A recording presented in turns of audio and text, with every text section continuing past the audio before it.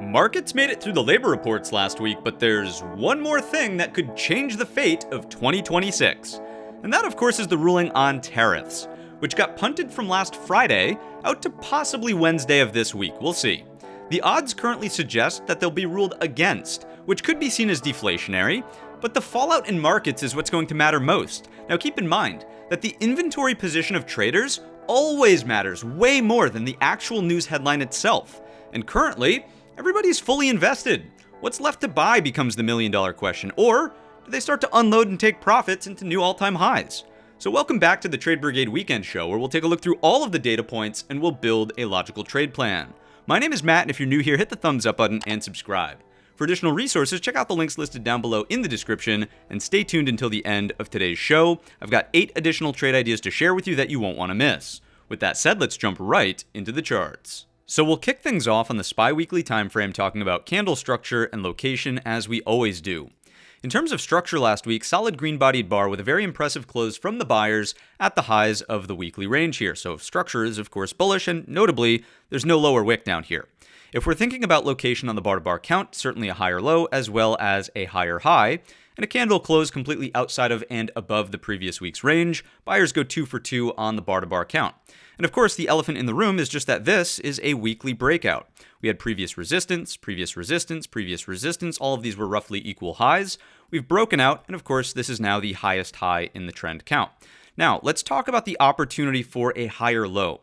Certainly, this is a firm higher low. The daily trend did flip to down here. There was no daily downtrend here, and there was no daily downtrend here, meaning that these are soft higher lows. And therefore, from the highest high in the trend count, it's certainly possible that the market could pull back anywhere over this major low down here and still be seeking a higher low on the weekly timescale when and if the daily trend flips to down. However, I do not want to see this turn into a look above and fail because, as we mentioned in the intro, fund managers are already fully invested.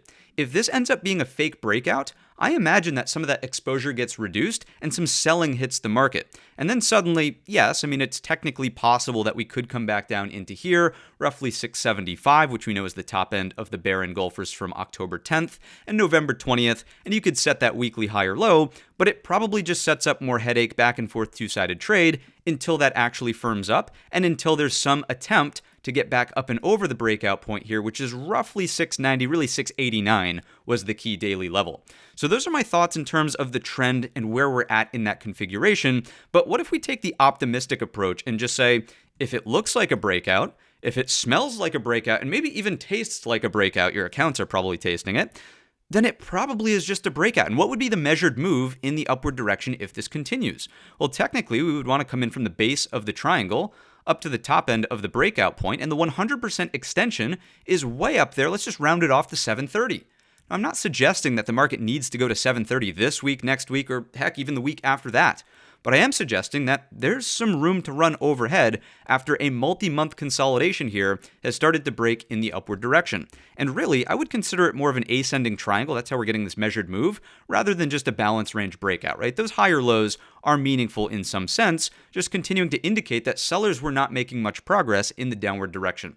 So that's what I'm seeing there. If we check in with the anchored VWAPs on the weekly timescale, of course we'll be above the entirety of the stack, but I'm just reinforcing the idea that once again, even if this does start to look like a look above and fail, a failed breakout, you could come into the top end of the anchored VWAP stack. I'd still have to maintain a bullish stance on the weekly timescale, but I just wouldn't be looking for momentum. I wouldn't really be looking for follow-through or continuation, right? Let's check in on the volume profile from a weekly perspective, and let's just check in on where that high volume node now is underneath us. It's right here, right towards those lows of the previous 3 weeks range, which of course acted as the higher low in the trend count here. Let's drop it on down to the daily timescale. So the bottom line on the weekly chart is that it's a bullish breakout, right? And we're looking for continuation, and we would really not like to see a failed breakout. Let's start on the daily timescale by evaluating this week's expected move. If you're not familiar with the expected move, it's this gray box right here, and you can check out the video tutorial in the top right-hand corner on how to set this one up.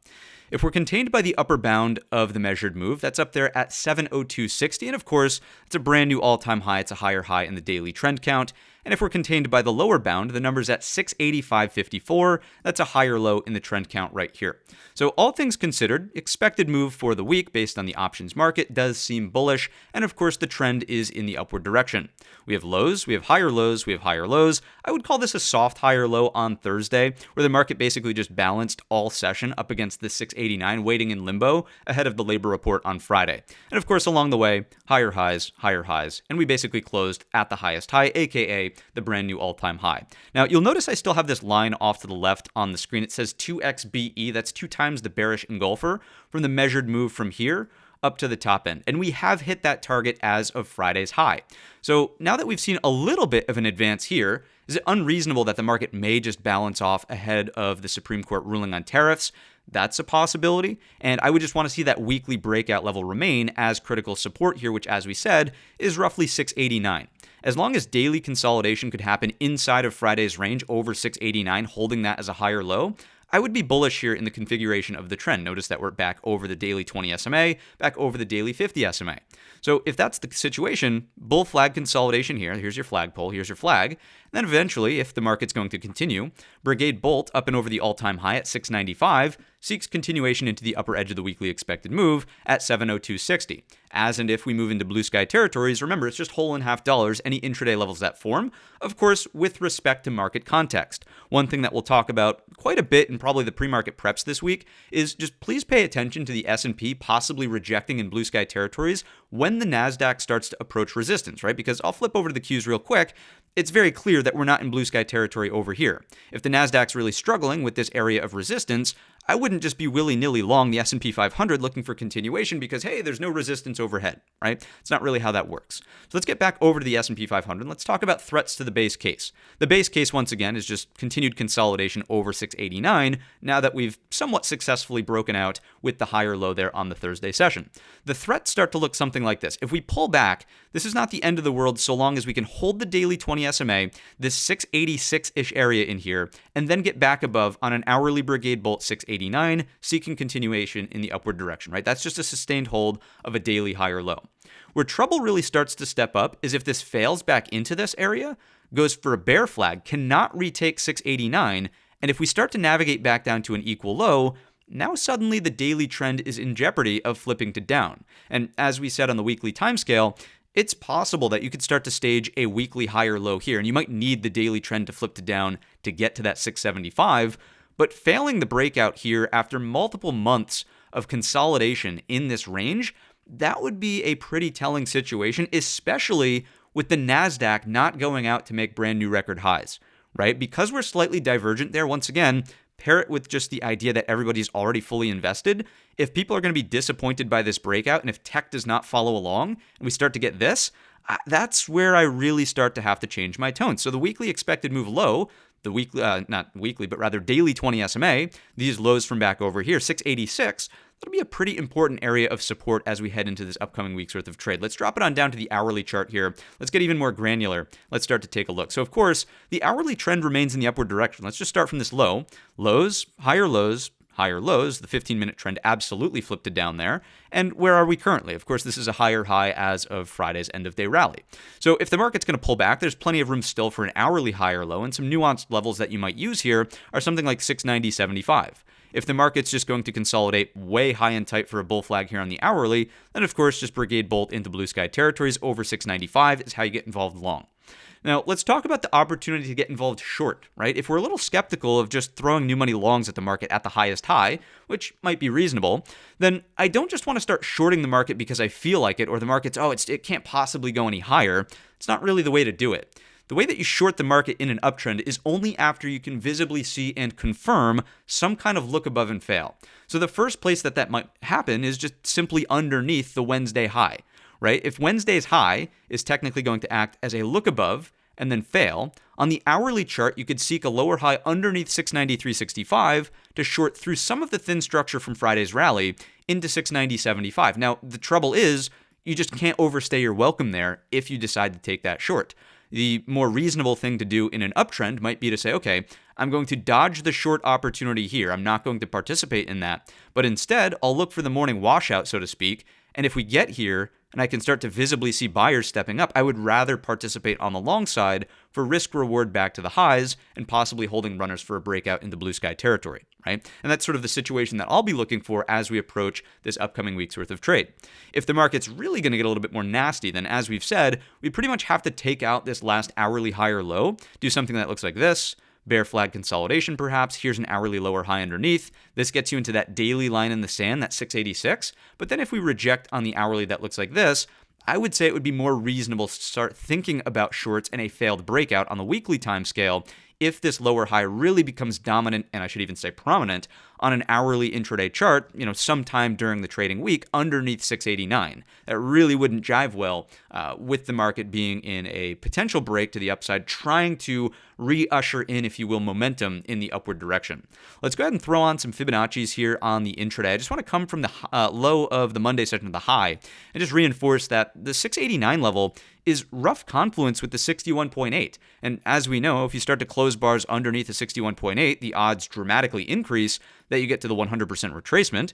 And if we're there, then that's the line in the sand for the daily high or low. If you then fail the 61.8, right? This is technically bear flag consolidation back underneath the level. You can see where I'm going. So I'm really just describing threats to the base case. Once again, if you were to say, what's the one thing you're looking for? It might be something like a pullback through Friday's range. That's fine. Seeking a higher low in here, trading back to the equal high, and then continuation via Brigade Bolt into all-time highs. And this is probably ahead of any news that we get on the Supreme Court ruling.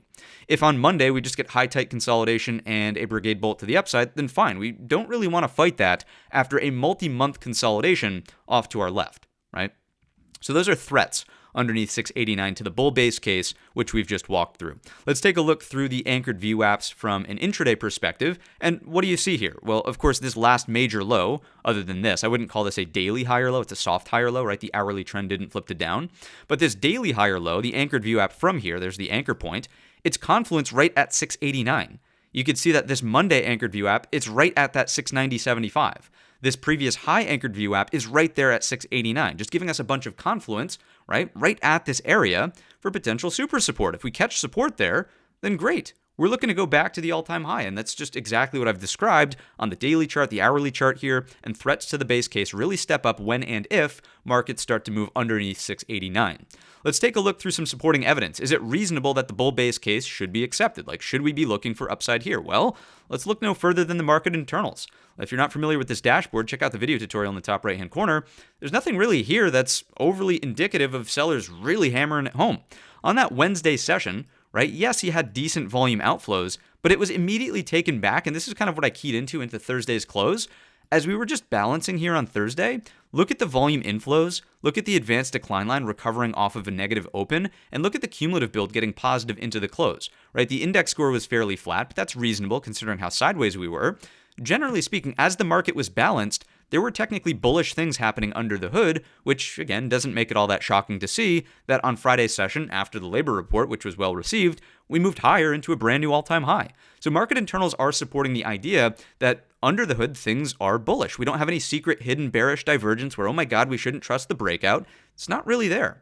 Let's go take a look over at market profile and see what's going on from this perspective. If you're not familiar with market profile, check out the video tutorial in the top right-hand corner. You can see over here that value is somewhat overlapping this week. I will give a little bit of credit here, not necessarily to the bears, but just the fact that it wasn't really a huge advance, right? If you just take a look at some of the value areas from this week, and I'll just sort of highlight this, and then Friday. Friday is undoubtedly higher, right? Certainly higher than Thursday, but it's still somewhat overlapping with, if I just do this, I'll come in from the low of Tuesday.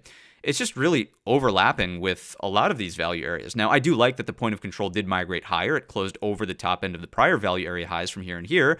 Value area high of that session was over that Wednesday high as well. So I'm not like overly concerned about how sideways value is in here. I just don't think that it's as, what would you say, clean or momentum driven. It's like a little bit of give and take. The market took a little, it gave a little. It's taking a little. I wouldn't be shocked to see it give a little into early next week. So is this going to be easy to topple over? I don't think so. You've got value area higher certainly, but you've got this chunk of value right here. And if you take a look at B period, right? Take a look at this B period print on the Friday session. Markets open, they kind of did their dance up here. And then when they really broke down after, what was that? The University of Michigan numbers around the 10 o'clock time frame, they broke down, they stepped into the value area of Thursday and immediately came back out, right? So I'm trying to point out that B period actually offers great excess from an auction theory perspective. That's a secure low. The market basically confirmed that this area in here is just demand that's sitting underneath us. So once again, if the market does pull back, it wouldn't be all that unreasonable that as long as we're over Friday's low, which is flipping back on over to the platform here and taking a look at the SPY cash, that's simply the 689 level. As long as we're above that, I don't really think it's the end of the world, right? I will be trying to monitor for a weekly breakout in the upward direction. So that's the market internals, the market profile. Let's take a similar look through the QQQ NASDAQ. Let's give this a little reset, and we'll start from the top down on a weekly chart. Let's just do a little study reset in here. Thank you, as always, for bearing with me as I configure the charts, and let's get the job done. What do we have going on here? So once again, you're just clearly not at the all-time high. I don't want to get too ahead of myself, but that's just the first glaring thing to call out. Let's talk about candle structure and location as we typically do. Candle structure is still bullish, just like that of the S&P 500. Solid green-bodied bar, a little bit smaller in terms of its body, but nonetheless, it is a green-bodied bar with a strong close from the buyers at the highs of the weekly range. A little bit more of a lower wick than what we experienced over in the S&P 500 as well, just kind of indicating a little bit more two-sided trade rather than just pure domination from the buyers, which, as we looked at the daily time frame and lower, it really wasn't just pure domination from the buyers, right? There was some two-sided trade earlier on. As we come in here, I do think it's notable to at least talk about the trend line, right? The trend line break on the weekly timescale is bullish in the upward direction. Might not be an all-time high break, but it is still a, notable break of resistance here, which has been fairly stable for the last couple of months. And of course, on the opposing end of that, if you just drop in your support trend line here, we've been holding that like a champ along the way, and along the way. So chart structure does seem like it's trying to get bullish. You could even honestly call this a sort of, what would you call that? It's a little bit of a, low cheat setup, right? Low cheat over these prior highs.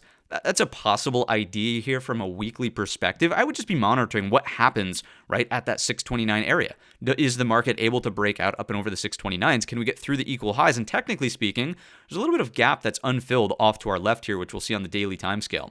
We'll check in instead of using a Fibonacci extension to get a measured move to the top side. We'll just see where we're at relative to the fib pull, on the retracements rather, and just noting that all of this acceptance over the last couple of weeks, really barring this lower wick, have been over the fib 68.1, which does strike me as being bullish, and once again increases the odds that over time you really should be going back towards the 100% retracement, which of course is just the all-time high here. And as we know, just zooming out a little bit, the wins are, of course, at the back of the NASDAQ here.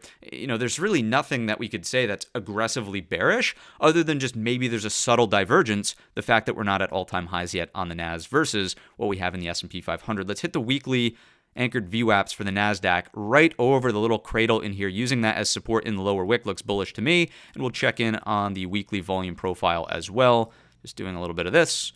And what do we see relative to both of the high volume nodes? Above this high volume node, and of course, well above the high volume node that exists underneath us. Once again, if this market continues to compress and consolidate, I wouldn't love that. I don't want to see a failed breakout, and I do believe that the market would remain choppy, heck, even start to get a little bit more bearish if we were to break this support trend line in here, just because, once again, people are fully invested. If they have to unwind some of those positions to get a little bit more defensive, it's going to act as a headwind for the markets, right? So understanding that headed into the ruling here on potentially Wednesday, I'm going to be mindful of that support trend line that exists underneath us, and I might change my tone if it breaks, but data and evidence in hand certainly aligns with more of the bullish look over here on the NASDAQ as well. Let's drop it on down to the daily time scale, and let's firstly evaluate this week's expected move. If you're not familiar with the expected move, again, we already pointed out the tutorial, but here it is. The upper edge is at 637.34. That's the expectation from the options market, right? That's how these things are configured. Options market probabilities, basically. And if you look at the lower edge of the expected move, it's at 615.96. It's a higher low. Notice also, it's right in here at the moving average cluster, which I think is absolutely paramount. The market on the NASDAQ in particular can no longer afford to really flirt with or overshoot, if you will, the moving average cluster. You've overshot massively over here, overshoot here, overshoot here. You can't afford to do that. If you start doing that again, right, you're already starting to violate what? Well, the support trend line from that weekly perspective. If you overshoot these moving averages, you are breaking the support trend line, and I would start to be a little bit more reserved in my tone for the market. I want to be very clear, right? And we've been doing this in the pre-market preps. We've been doing this in the Wednesday videos, the Saturday videos from last week as well. I'm going to be very clear. I am much more bullish for the S&P 500 than I am for the NASDAQ, although based on what we have here from Friday's close, I'm starting to lean bullish as well rather than neutral in the NASDAQ with the successful breakout, bringing in a higher high relative to this last pivot, breaking the trend line at an equal high roughly. Certainly an opportunity for bull flag consolidation on an hourly chart. We'll take a look in just a second. Over 623, Brigade bolts that closed the gap and can continue to, tongue twister, the all-time high. That just looks bullish. There's no way around that, right? And let's even just do another detour here. What's a major component other than software, which has been lagging, right? It's semiconductors, and I'm skipping through sort of to where our sector watch list will take us in a moment. But for the NASDAQ, take a look at the semiconductor chart. It might not be the NVIDIAs of the world anymore, but Lam Research, up and away. ASML, up and away. AMAT, Applied Materials, up and away. The memory names, SanDisk, MU, TSM, which has earnings this week, they're all up and away. So even if the NASDAQ and, the Mag 7 names, which have been lagging a little bit, notably Apple has been getting hammered, as the NASDAQ looks a little soft, you continue to peel back the layers of the onion, and suddenly you're like, I just really can't be all that bearish, noting what else is going on in the marketplace right now. So that's my take here, and that the moving averages will be the key support on the daily chart. 623 would be ideal. Bull flag consolidation. Brigade Bolt is over 627.75. Right? All-time high target in here, 636.50. Give or take, based on the hourly level from back over here. If we fail 613, all hell breaks loose. You could use these downside levels if you'd like. We'll take that in stride when and if it takes place. And of course, that would just naturally be the break of the support trend line in here, right? That's 613 on the downside. All hell breaks loose. Let's drop it on down to the hourly chart. Let's take a closer look here. One thing I'll just say is that if the sellers were really going to step up in a meaningful way, they had the opportunity to take advantage of this look above and fail on Thursday, as well as the Friday open underneath 623, previous resistance, right? Acted as support on the Wednesday open. Sellers should have, if they were going to really take the driver's seat, offered a lower high, stuck it at the moving average cluster, and then we see what happens on the tariff decision, right? Maybe we break the wedge lower, maybe we break the wedge higher. But as of Friday's open, you could see once again we dipped into demand here, the consolidation from Thursday, and just no stopping. Straight to the upside grind all morning long. There's actually a beautiful NQ long about mid-morning on that Friday session. So, this looks good on the NASDAQ here, noting what's going on, and just that the sellers could not get the job done on a potential lower high rejection underneath the Thursday high after that opening drive to the downside, liquidation break, and sideways bear flag consolidation. So the interpretation of the bar to bar, even on the hourly here, also aligns with bulls. Now, of course, this is a low and this is an equal low. We could have had head and shoulders, but that's simply not in play anymore. So, as we talked about on the daily time scale, 623 is ideal. On the hourly chart, not only would you have daily sustenance over the breakout point from off to our left, but you would also be forming an hourly high or low. Look for the Brigade Bolt trying to get long here, risk reward back into the equal highs, and then ideally Brigade Bolt in the upward direction gets you closer to the all-time high target, which we talked about up here at 636.50. Right? Upper edge of the weekly expected move, 2 times the bearish engulfer. And there is technically on the NASDAQ, which we haven't talked about in a very long time because it hasn't been relevant, but there is an overnight all-time high that is unrepaired on the NASDAQ up at 638.80 on the QQQ Cash ETF. So carry that forward as well. Let's go back down to the hourly, and I just quickly want to throw on the intraday anchored view apps and show you what's going on from this perspective. Right over the entirety of the stack, I would just continue to reinforce that the moving average cluster as well as the anchored view app stack, that's just your line in the sand. If you're tangled up in there, I would absolutely be concerned about multiple failed breakouts through this 623. I wouldn't like that, but I would technically just be neutral. And then as and if we start to break down through all of this, cluster, support, just everything that's in there, right? If we drop all of that and 613 says, see ya, that's where, as we said earlier on the daily, just to continue using this, why not? All hell breaks loose, right? And then we start to look for downside underneath the support trend line. So that's the QQQs. I think it's all being supported by the evidence that we've seen thus far. Let's take a peek over at the NASDAQ side of the internals. What's going on over here? Well, you certainly didn't have as strong volume inflows on that Thursday session when the market was balanced. You actually had just exactly that, balanced volume inflows. You did have a recovery effort on the advanced decline line, and the cumulative build was flat down here. So is it more reasonable to be slightly more apprehensive about the NASDAQ, a little bit more reserved in the analysis? I think so, and I think we've done that. We've reflected the state of the market internals, the exchange level data for the NASDAQ on our slightly more reserved but still bullish approach for the QQQ headed into the week. All right, let's go on over to the market profile and see what's going on over here. Let's just give that a little reset.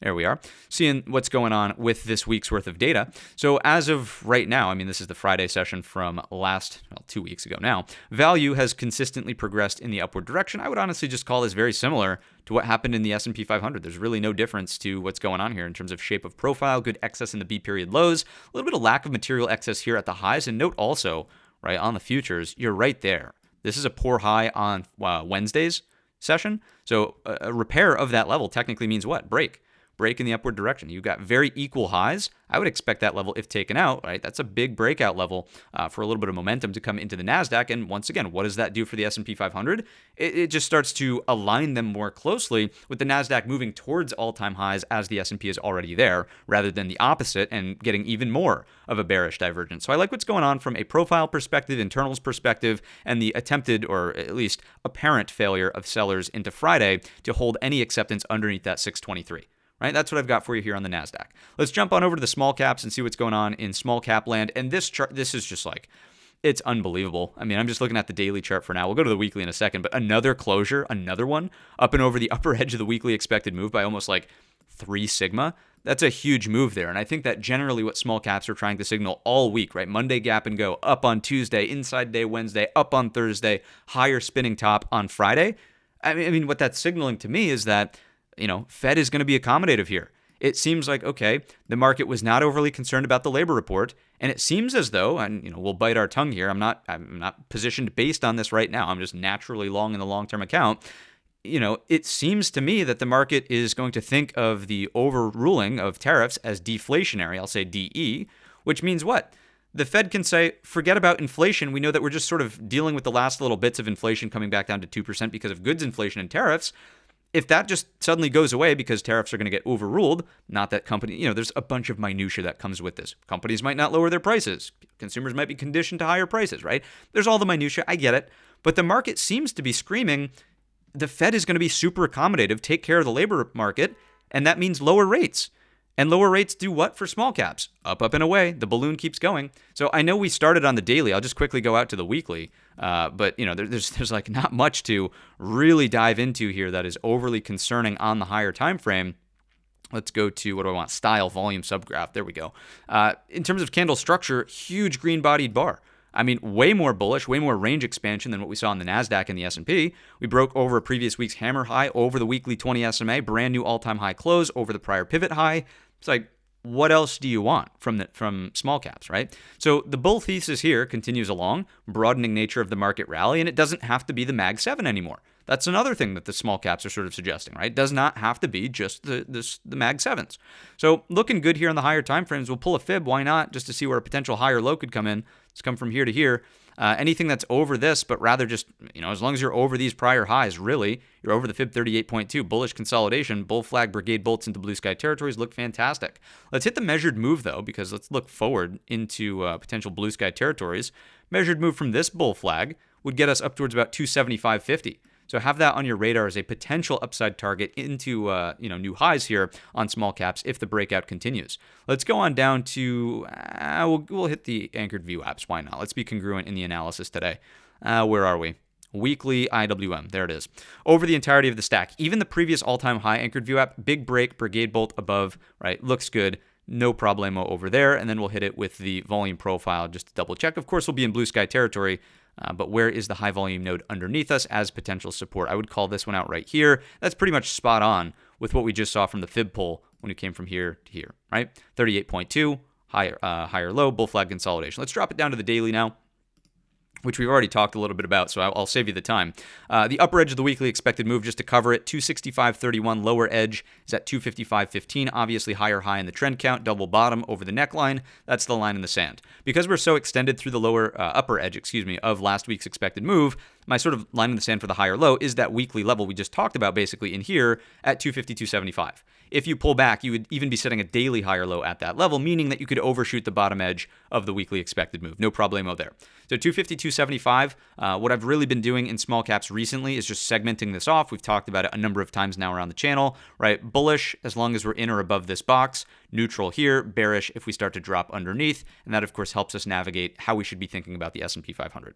So those are the ideas on that. Let's drop it down to the hourly, straight shot higher. One thing I will say, you've got a little push and pull with this consolidation day on the Wednesday session, and then just straight up again on Friday. It's a little thin in terms of structure. It would not be shocking by any stretch of the imagination to see some of this structure need to be retested and firm up a higher low, or you could even come in here and firm up this higher low, right? These pullbacks are not unreasonable. Markets do not move in straight lines. We know there's give and take. We've seen this over and over and over again. Straight up structure gets filled in, right? This one has not been filled in, and maybe it never will be. But the point of the exercise, once again, is it would not be unreasonable in a big breakout for a pullback to confirm supports and then continue on your merry way in the upward direction. That's all I'm trying to get at from a visual, very thin breakout in the upward direction. Okay, intraday anchored view apps to be congruent, and then we'll keep moving here into some more supporting evidence for today's episode. You've got your anchored view apps supportive off of the lower edge of the weekly expected move in this zone here. Mainly the daily 20 SMA at 252.75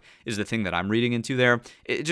Nothing about this looks bearish, right? Could we pull back? Yes, but again, is it like, do we want to go swinging for the fences, putting on huge IWM shorts because we're in a big daily downtrend and oh my God, it's got to reverse? No, absolutely not. Nice uptrend, brand new record highs, the exact opposite. Let's take a look. Are we being supported by market exchange internals for the Russell? There's technically no exchange here, but I would say no. I would honestly say no. So what's the takeaway here from the lack of support, right? A little bit of follow through on that Tuesday, volume-wise. Notice your advanced decline line never really gets into trend higher zone. Your cumulative build on the tick, it builds out positive, but you don't really want to see a 1,000 on the Russell tick. You really want to see 2K plus. S&P is 5K plus, NASDAQ is 6K plus. You want to see 2K over here on the Russell, and you're just not getting that. So I guess what I'm trying to say is, if you're not already long small caps, buying long up here, you're probably someone else's exit liquidity, right? So just be mindful of that at the, quote, exchange level. The market internals for the Russell aren't really supportive of like, hey, more follow through. So just be a little cautious of buying higher highs in the Russell. You'd probably want to be a pullback buyer or wait for the next base, like on the, hourly chart in here as this pulls back, right? This base, as soon as you started getting up and over those highs, mainly this and these neckline highs back here, that's where you want to start getting long. Right, getting long up here, no thank you. Right, so those are your small caps. Let's hit the market profile for the RTY and just get this job done over here as well. Thin structure. I think this is fairly straightforward and clear, right? And this is what we just talked about on the hourly chart as well. Notice how thin these profiles are rather than just like a big clump of value. The closest thing you had was Wednesday. Thin, right? So if you do pull back, you're just susceptible through some of these single prints, not quite singles, but doubles, very thin on the volume profile, right? That's just the main illustration here. Lack of material excess absolutely on the high of day from Friday. This is a very poor high. Lack of material excess over here has been repaired via the break on Friday anyhow. So just carry forward that Friday's high could use a look above and fail. And if that happens, that would be the reasonable place to get short, right? If you're going to short small caps, you need the failure pattern, just like we talked about on the S&P. You need a failure pattern at the highs to even initiate or think about a short, and then maybe you topple some of these dominoes over in the downward direction, but you are fighting a very aggressive and bullish trend, right? Let's get back on over to the platform here. Let's give this a little reset, and let's hit the sectors. We already talked a little bit about the SMH, but let's see who led the week, who was leading, who was losing, where was the weight. XLB leads the pack up 4.87%. That's a lightweight sector. It's not necessarily defensive, but it's the lightest weight in the S&P 500. So a little concerning there as the market's ripping to a new high, Friday at least. Yeah, I'd say not the best look. XLY, though, on the other hand, is a heavier weight risk-on sector. I'll say RON for risk-on. Risk-on for XLY, that looks bullish to me. And I was actually fairly concerned on Wednesday with the inverted hammer there. It just got gobbled right up. That looks pretty good to me. You'll see the structural chart in just a second. Industrials, heavy-ish weight, not lightweight. XLP defensive and lightweight. And then there's the semiconductors finally up 1.97%. So you're getting some broadening out of the market rally here as some other not so heavyweight sectors rally. At the bottom end of the barrel, it's utilities and energy, which doesn't really strike me as a big problem, right? Utilities are defensive. They're also lightweight. Energy is lightweight, and it might have, a little bit more of an inflationary impact if crude, which has continued to remain in a downtrend, right? Even post Venezuela debacle, whatever you want to call it. it's just like there's no reason to be aggressively concerned about that as the S&Ps continue higher here. So the only thing I would say is that the XLB being the leader, it's technically lightweight. Yes, broadening out of the market rally, but we do need participation from the heavyweight components. If we just filter this by the day of Friday, which was when we closed at that new all-time high, the grind day, you are seeing semiconductors leading the charge. They're up 1.82%, and then it's the materials, and then it's discretionary, right, which is bullish, and then it's tech, right, and then you're getting some of these defensive names a little bit lower down the list. The one thing I will say is that the rotation in financials, it's keeping the market bullish technically, but it's, we needed to see the picking up of the slack by other sectors, and we are seeing that, right? I'll give a little bit of credit where credit's due. As financials cool off a little bit, yeah, I mean, semiconductors picked it right back up. So, as we've already talked about, this chart looks excellent. We broke out through these highs. We're holding a higher low above, closed at a brand new record high on Friday. Any consolidation over 376, is the number to beat. That looks good. I would technically even say that a gap fill reversal down here is also bullish for just a very clean opportunity of a daily higher low up against the moving average stack. No issue with that potential zone right here, which is closer to about 360, 365. Right, so chart looks great for semiconductors. Let's go materials. Huge break in the upward direction, ripping higher here. You could see this gave way. Perfect Brigade bolt there and higher into the close of the week. Again, lightweight sector, not really the best sector, in my view, at least to be trading, but nonetheless, it is still bullish here for the market. It looks great. Let's go XLY, another one, which I just have to give some credit where credit is due. I hated the close of that Wednesday bar.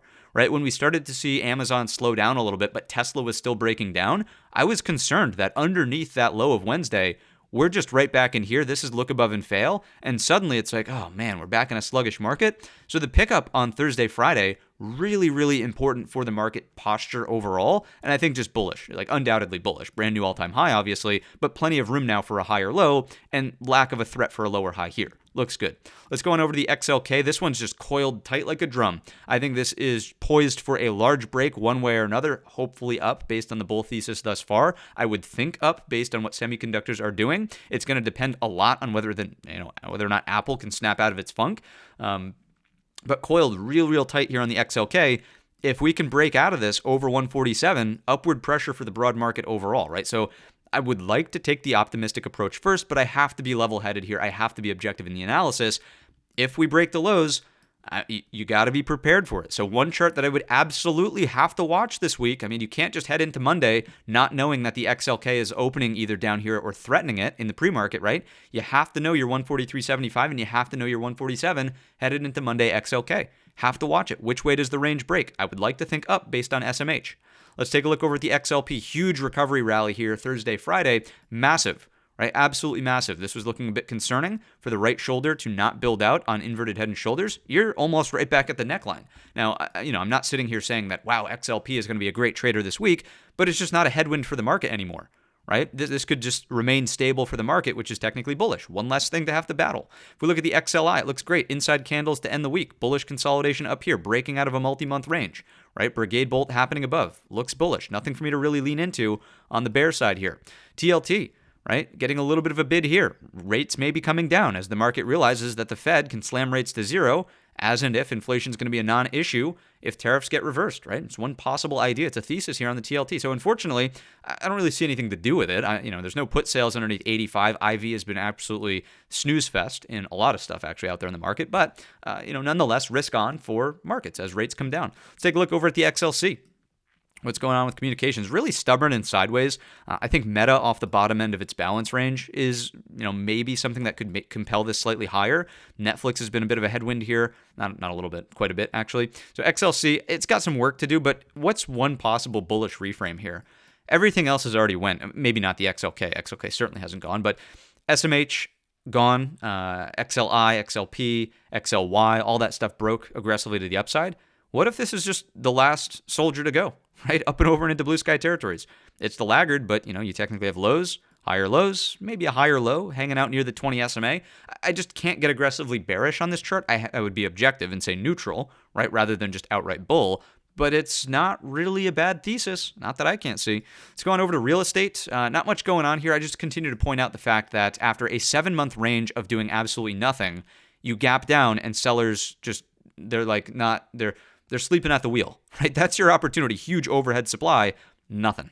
Absolutely nothing. So I just can't be bearish here on real estate. It's just neutral to me. Could it move lower? Yeah, but it doesn't seem like anyone wants to sell aggressively. As we look at the XLV, great little pullback happening here. I'd love to think of this through the lens of bull flag. And then if we could just hold over this 20 SMA breakout point in here, looks good over 156.15. New all-time highs to end out the week. No closing all-time high, but nonetheless intraday absolutely pressuring it. Let's get on over to financials. Chart still looks okay. Trying to form a bull flag up here, very similar to the XLF actually. XLF, we're on the XLV. So higher low over the 20 SMA. We're headed straight into bank earnings. And of course, JP Morgan will kick us off on the Tuesday morning session before the bell. So we'll watch out for that. But there's really nothing to say other than you're just in a trending market here on XLF. Higher lows, higher lows, higher highs, higher highs, higher highs, new all-time highs over the 20. It looks good. Inside candle on Friday. If we could start to get some acceptance here and Brigade bolt to the upside, this is still the second heaviest weight sector. Can it break in the upward direction and keep markets moving higher? That would give certainly an opportunity for the SMH to cool off and take a break, and that rotation will continue along. XLE, it's just a whirlwind out there. It's starting to look a little bit more volatile to reflect maybe the state of affairs, and the joke has just been, go on over to crude, take a cruise over here, point to the place on the chart, right? And we did this exercise yesterday. Maybe it's a tired joke. Maybe I should just shut up. But point to the place on the chart where there was a big geopolitical, happening with oil involved. You'd probably say over here, which there was technically. That's Iran. But this is the Venezuela issue. It's just like, it's not even a blip on the radar. So, it's just kind of, what are you going to do on energy? It's too volatile to really say anything clean. It's technically trying to grind higher. Might not be a headwind, but I don't want to participate over there. That's been horrible. Look no further than your XOM, which continues to just be, it's almost comical, right? Higher, oh my God, this whole oil thing smashed. Oh my God, it's back in play. I wouldn't be surprised early this week if it just can't figure out what it wants to do. So we'll let that be. Energy traders rejoice. If you're an expert in the energy field, all the power to you, but my simpleton brain would prefer to just look for the tech stuff that I can actually wrap my head around. Anyways, XLUs are kind of in a downward drift. Now, thankfully, this is D for defensive. It's also lightweight. I'm not concerned about this as an overall headwind that's going to crush the market. I just think it's the natural rotation of money. It should be coming out of XLU utilities and into things like semiconductors, risk on if the market's going to successfully break out. So it looks good to me. No problems there. Let's jump on over to our ratio charts. Let's just see what's going on from this perspective. If you're not familiar with the ratios, check out the video tutorial in the top right-hand corner. XLK continues to be a dog. It's just not really got much, but that's fine, right? It's in that balance range on the daily chart. Needs to kind of resolve there. XLF looks okay. Plenty of room for a higher low. I'd like to see XLY higher low or higher high. Looks good for now. Higher lows headed into this over the 50. You can see the XLC is a little bit more neutral, which kind of aligns with its technical chart as well. XLV as a theme still looks pretty good. No risk off here. No risk off here. Looks pretty good to me across the ratios. Let's get into some specialized ratios like the ASET. ASET also looks pretty good. I'm waiting for this XLK breakout. If it happens, then I would like to see this also move in the upward direction. And that would just kind of confirm, okay, risk on is still the theme. This looks risk on via higher lows. This looks risk on via higher lows. This a little bit more neutral. Don't want to ignore the fact that you have a lower high and an equal high here, but higher lows starting to possibly break into the end of last week. That technically looks decent. And this is still a problem child. Oh, Kathy Woods, come on. ARK, okay, get in gear, would you? It just can't do it, and neither can the more broad-based baskets of the Russell 1000 growth versus value over here. So these are still the problem childs, but this stuff up top still aligns more so with neutral to risk on, and I would not just flip my tone because of these two down here. It's only 2 data points out of everything we've walked through so far today. Let's jump on over to the B set. What do these tell us? Well, the gold ratio is still telling us, people still probably trading that as a momentum trade in my view. The Bitcoin chart is telling us, that MSCI decision didn't really do much for those bulls in the upward direction. The weekly Sailor Shift tool did not flip to green. Maybe a little bit more risk off here. Caution the Bitcoin chart, right? That's maybe dialing back a little bit of the analysis. TLT chart still says full bore risk on. No problems over here. But I would read into the Bitcoin chart just a little bit. Right? If this turns into a weekly failed breakout on that S&P 500, I would just look for Bitcoin to confirm via a trendline break over here. Let me just go full screen for a moment to show you.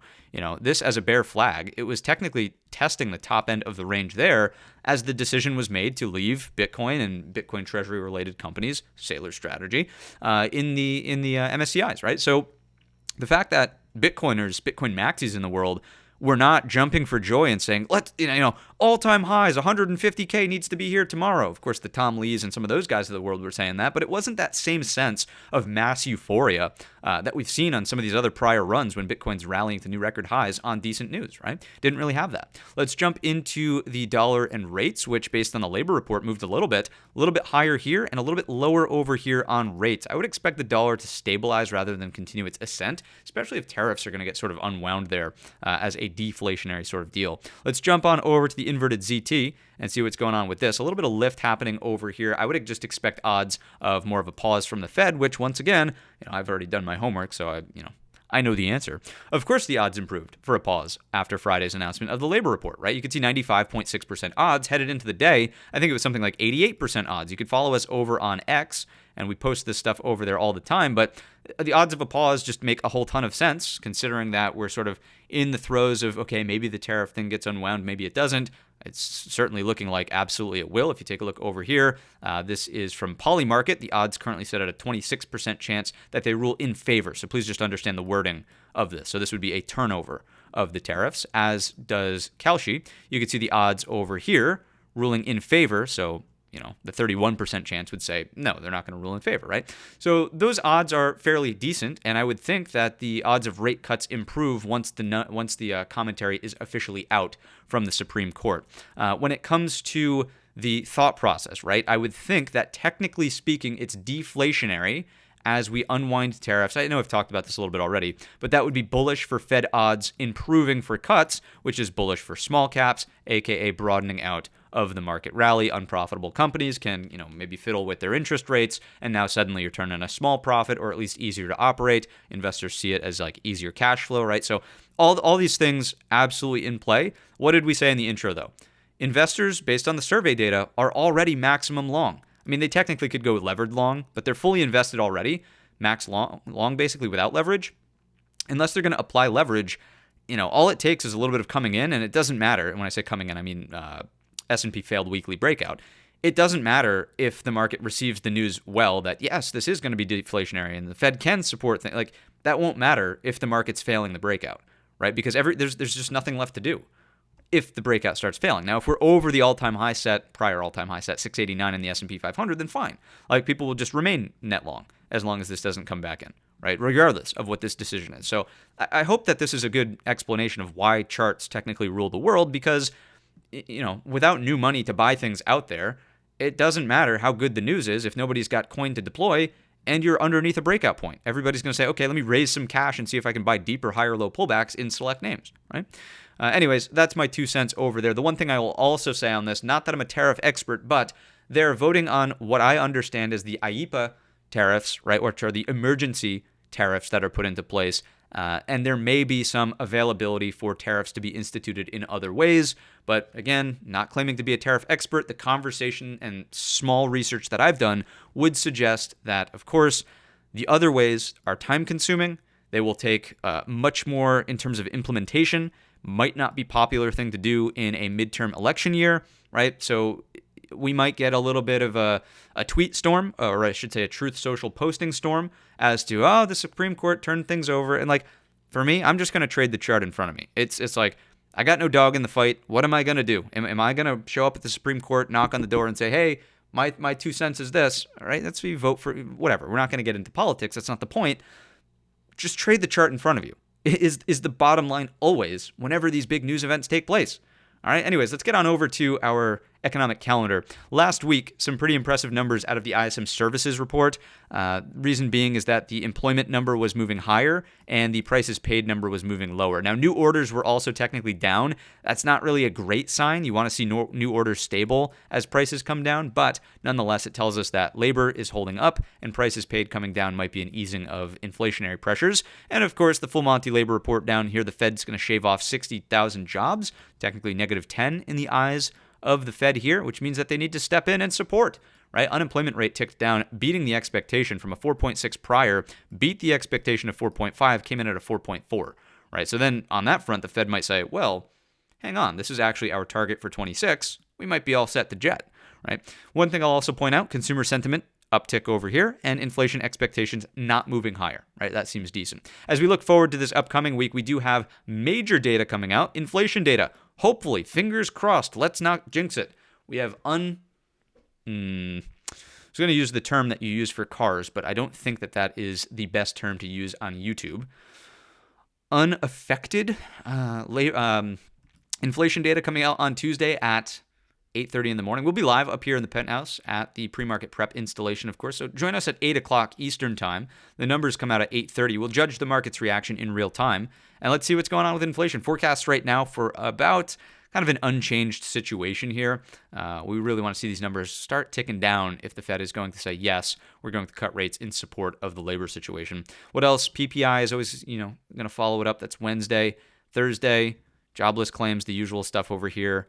And that's pretty much it on the headline numbers this week. If you take a look over at the earnings calendar, we've got JP Morgan Chase, as mentioned, reporting Tuesday before the bell alongside Bank New York, Mellon, of course, and then you could see Wells Fargo, Citi, Bank of America, this Morgan Stanley, Goldman, BlackRock, strike. Bank 7, strike. TSM, another important one. The first little taste. I always love how early they are in the earnings cycle. Not that I'm like a huge fan of trading sympathy plays, but it becomes much easier, ahead of AMD earnings or NVIDIA earnings or MU earnings. You might want to trade semiconductors. You could just look on over to TSM because they get them out of the way so soon in the cycle. All right, so I like that. Anyways, let's get back on over to the platform here. Let's finish up through our supporting evidence. What do we have on the bond relationships? I actually do want to read into this just a little bit today. Oftentimes you just say, it looks the same. I would read into the idea that this is curling lower. Right? This is telling us that inflation expectations are moving in the downward direction. Instead of doing this and continuing to do that, they're stable and possibly threatening the lows. If that can roll over and pull back, that would seemingly be bullish for rates to come down. Let's jump on over into our credit spreads, continuing to look bullish. Risk appetite, that looks good to me. Let's jump on into our HYG in isolation. Bullish divergence lights the way. Again, we talked about it in the end of day roundup just with the group the other day. Notice that you have a higher high on the HYG, and of course, the market continued to move in the upward direction. This continues to be a secret weapon for the market. If you're not using the HYG both intraday or on a hourly chart like this, even a daily chart would be fine.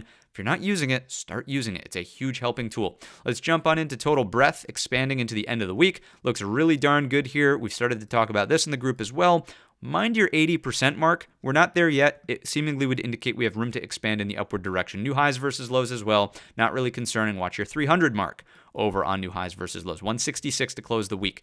RSP breaking in the upward direction. Looks pretty darn good. Holding up over this prior high, advancing over here. Let's jump into the QQQE, the equal weight NASDAQ. What do we see over here? Once again, talk about an all-time high breakout poise, right? Boom, boom, boom. Higher lows. Looks good headed into that 105.35. I don't want to be more bullish than I have to be, but the charts do align with the buyers being in control of this market. Let's jump into volatility. VIX crushed on that Friday session, likely just with the kicking down the road, the tariff decision there, and investors maybe having to unwind some of their hedges into the afternoon. Same thing over here in the VVIX, and then let's just jump into our short-term vol. You can see still strong contangos across the board here. These will roll, I believe, this week on the 13th. Let's jump on over to the trade tab quickly and hit the VIX futures, VX futures, please. And 11 days to go. So not quite this Wednesday, but the next Wednesday. All right. Keep that in the back of the brain. And actually, hang on. Am I doing my math wrong? Let me just look at this. Sorry. When is this? 11 days from now. So that would just be on January 22nd? Yeah, that's not this week, but the week after. Anyway, volatility on the short duration. All contango posture, as well as over here, really strong on the one-day VIX, actually printing a red bar, right? Those are fairly rare. You're getting a lot of hedges put on, all unwound into the day on Friday, which makes me think to myself, let's actually also check in on the spiders over here on the trade tab. Let's just button this up for a second. We'll go with today's option statistics. This is from Friday. Let's see what's going on. Was this a short squeeze, gamma squeeze or not? So it traded at the ask or above on the call side, about 45% of the transactions done. That's not really what I would consider a squeeze, gamma squeeze at all. You'd probably want to see this number closer to 50%, and then these distributions a little bit less, right? Or even 50 plus on that. So not quite there. If we look at the sizzle index, it's just kind of normal options volatility. And then we'll go to the SPX as well, just to check the Mac Daddy, if you will. Come on, SPX. We'll get a little load here. At the ask or above. So, retail just slamming. Get me in. I don't care what price I pay. 30%, that's not enough to do it. Between the market, that's sophisticated participants there. And the sizzle index over here, about a 4. That's pretty heavy. That might be a little bit more impressive. Call sizzle at a 4.8. put sizzle at a 4.9. Not bad on the SPX. Let's just double check the Qs. Why not while we're at it? Taking a little bit of a look behind the curtain. Ask or above, again, on the call side, not really breaching that 50% mark. So I wouldn't say you have a huge squeeze, just more of a continuation in the upward direction. All right, with that, let's rip through the core list of companies. Then I've got 8 additional trade ideas for you. NVIDIA has clearly been a laggard. When I said in the introduction, what's left to buy?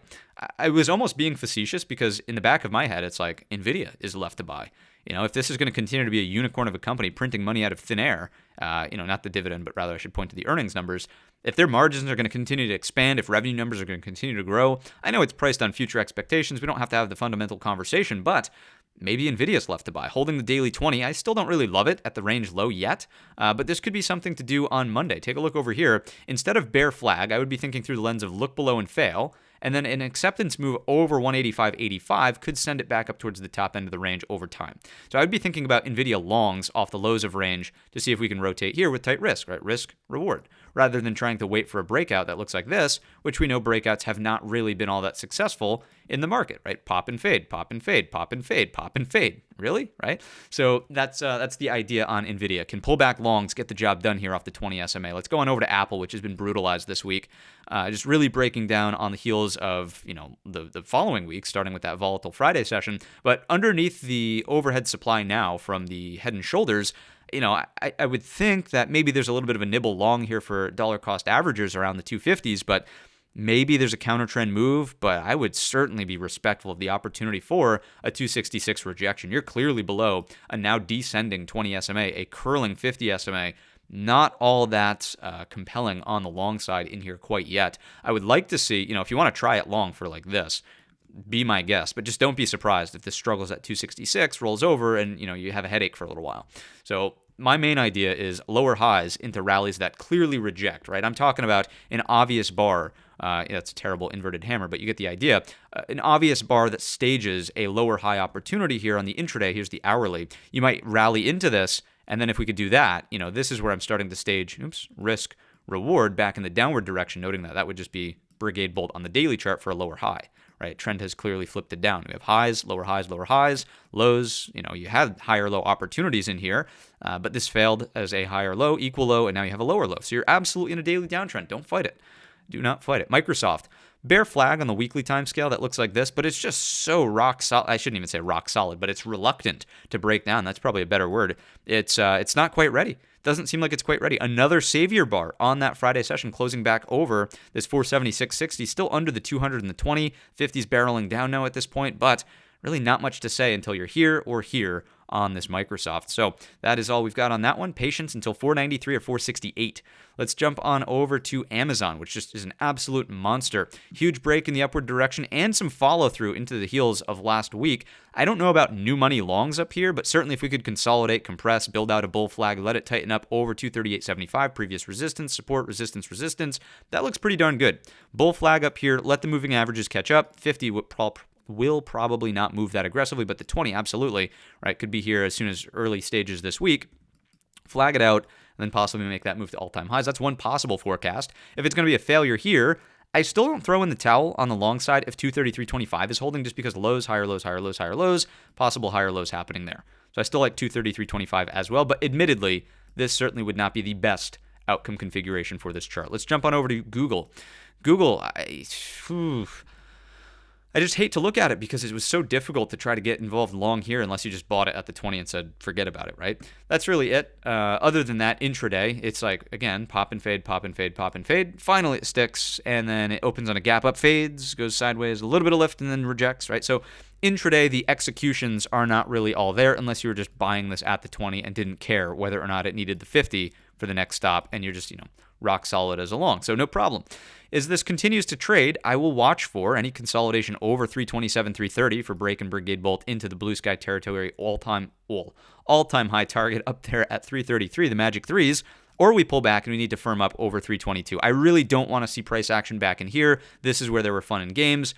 I don't want to play fun and games, Google. I want you to build a trend for me, and I want you to set a higher low over 322. Markets don't care what I want, but when it comes to trading my book and my perspective, That's where I'd be willing and able to manage risk against. We'll see what the market does up against 322. Let's go on over to Broadcom and see what's happening over here. Let's go to a daily chart. I still want to see this give a hard reset via a big flush or a big rally. Just do something. Get out of this little range in here. I could certainly start to see the argument for double bottom as long as semiconductors hold up and maybe TSMC earnings go well. If this consolidates and Brigade bolts up and over 354.80, maybe there's a long to take. If you're just in here, I wouldn't really touch it.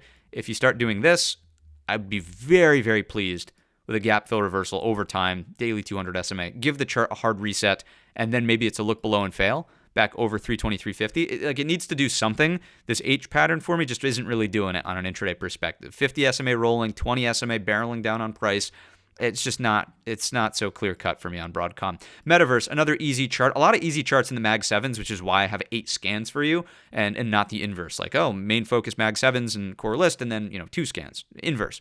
So Metaverse, nothing to really do here. Until we're here or here, I don't see it. The moving average spaghetti does not get me warm and fuzzy inside. I could see the argument for cup and handle. I get it, right? You could maybe try to position early, and shout out to anybody who maybe already did it off of the Thursday hammer over Thursday's high on Friday to start the position. Risk here, right? Risk, reward, seeking ultimately a gap close over time.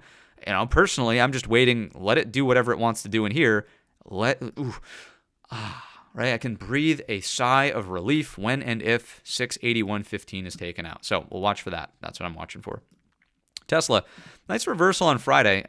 Didn't really catch it the way I wanted to catch it on that Friday morning. A little taste, but not really the bulk of the move. But still a difficult chart, I think, on the daily time scale. Like, it's not so straightforward, but I still think it's a contender to be building out higher value, right? I think that the higher time frame weekly should not be forgotten about on Tesla, and just this idea that you went from value to value, and now you're just building out another chunk of value here. Absolutely thin structure through this little zone that's been untested, but as long as value just continues to stay here, what's the next ideal sequence? I think a lot of people are still talking about this Tesla 500. We'll see whether or not it can make it there. Right, so Tesla 500 over the span of time, and then maybe this is just weekly cup and handle, right? We shall see. Needs a catalyst, right? If this is going to get rocking and rolling big time, catalyst, maybe it's earnings this time around. Let's jump on over to JPM. I'll actually go back to Tesla's daily, and then we'll drop it to the hourly here, just that way we're set up for JPM. But, inverted head and shoulders, that's kind of what prompted the long on Friday morning.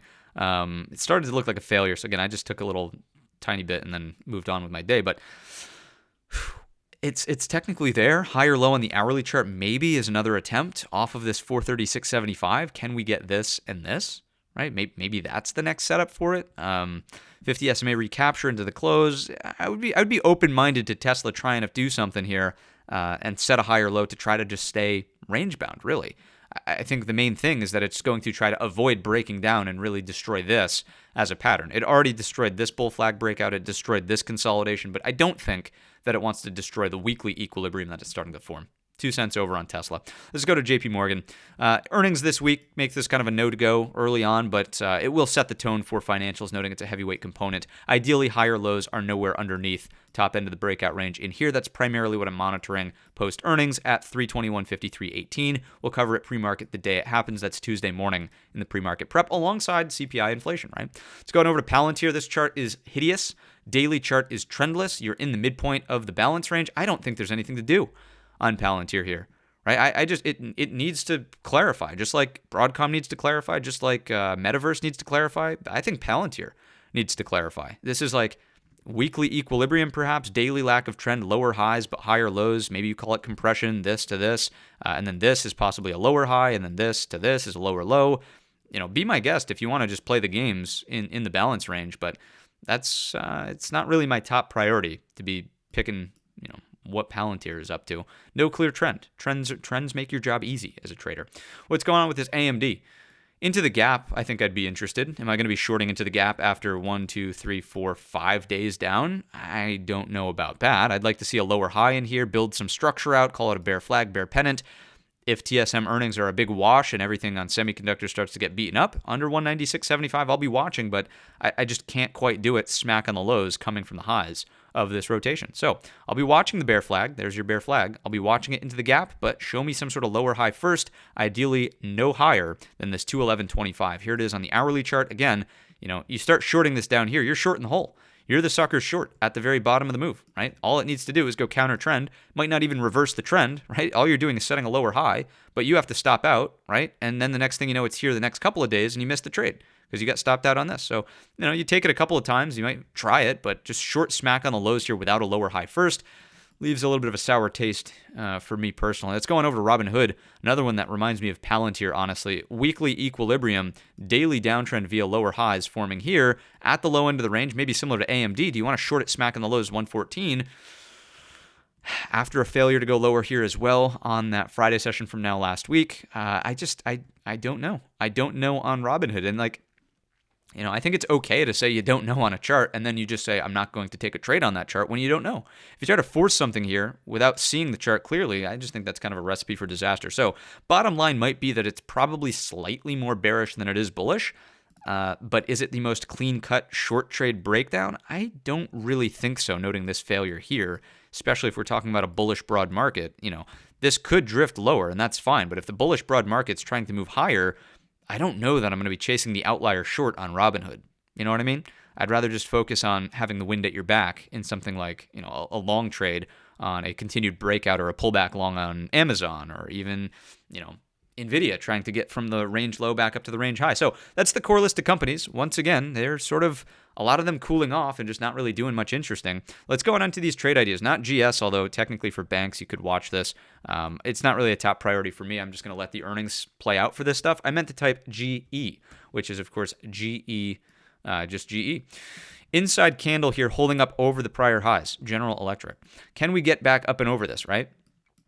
That is the big main question that I would ask and answer. So something over this 323.50 starts to get interesting. I don't know about a breakout trade, but sort of over in here, just to the equal highs, that might be doable through this thin structure breakdown. I mean, it's definitely consolidation through here, but this could be doable. As long as the consolidation holds up over 315.15, I think it's in play, right? You're using previous resistance here as newfound support. Daily 20s catching up, all set. So GE, inside candle, closing at the highs. Can you retake the inflection point and move higher? That doesn't look half bad. Earnings around the corner. Not this week, but next. Let's go on over to CLS, Celestia. This looks like a low cheat to me. Low cheat inside day here. Can we get Brigade Bolt up and over this 311.20 into the highs of the range? Not bad. On the break, right, that would possibly be a recapture of the daily 50 SMA as well. So you've overshot a little bit the 50. Double bottom-esque over the neckline. Can we rock and roll? 311.20.